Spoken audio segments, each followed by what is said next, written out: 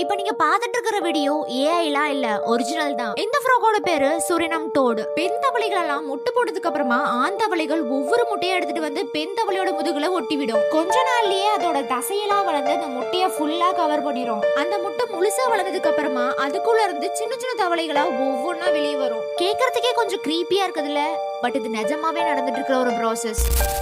பொதுவா அந்த உலகத்துல ஒரு குழந்தையை பெத்தெடுக்கிறது பெண் தான். ஆனா அந்த ரூலுக்கு எக்ஸெப்ஷனா இருக்கிறது தான் இந்த சீ ஹார்ஸ். இங்க ஃபீமேல் சீ ஹார்ஸோட எக்ஸ மேல் சீ ஹார்ஸோட பவுச்ல டிரான்ஸ்ஃபர் பண்ணும். அந்த மேல் சீ ஹார்ஸ் பவுச்க்குள்ள தான் பேபிஸ்லாம் வளர ஆரம்பிக்கும். மேல் சீ ஹார்ஸ் டெலிவரி டைம் அப்போ தன்னோட பவுச்க்குள்ள இருக்கிற பேபிஸ கொஞ்சம் கொஞ்சமா புஷ் பண்ணும். ஒரே டெலிவரியில 100ல இருந்து 1000 சீ ஹார்ஸ் வரைக்கும் பறக்கும். பேபிஸ்லாம் பிறந்ததுக்கு அப்புறமா குட்டிக்கும் தனக்கும் சம்பந்தமே இல்லாத மாதிரி மேல் சீ ஹார்ஸ் அங்க இருந்து எஸ்கேப் ஆயிரும். பாக்குறதுக்கு ரொம்ப சின்ன சைஸ்ல இருக்கிற இந்த பேர்டோட பாடியில 20% எக் தான் ஆக்குபை பண்ணிட்டு இருக்கு. எக்ஸாம்பிளுக்கு சொல்லணும்னா 60 kg இருக்கிற ஒரு பிரெக்னன்ட் உமன் 12 kg இருக்கிற ஒரு சைல்ட டெலிவரி பண்றதுக்கு சமம். இதோட எக் இவ்வளவு பெருசா இருக்கிறதுனால அதோட பாடிக்குள்ள இருக்கிற இன்டெஸ்டைனும் ஆர்கன்ஸும் கம்ப்ரஸ் ஆகி இருக்கும். சோ டெலிவரி டைம்ல இதால சரியா சாப்பிட கூட முடியாது.